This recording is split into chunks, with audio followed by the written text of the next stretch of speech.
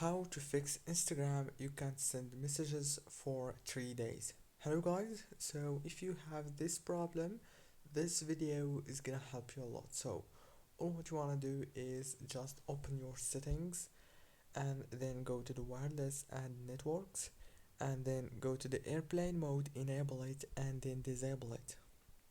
Go back to the home page, open your Instagram like this.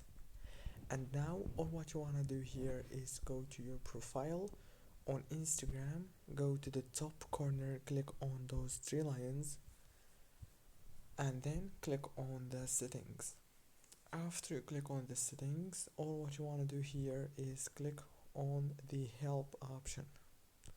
Click on report a problem and then click on report a problem without checking.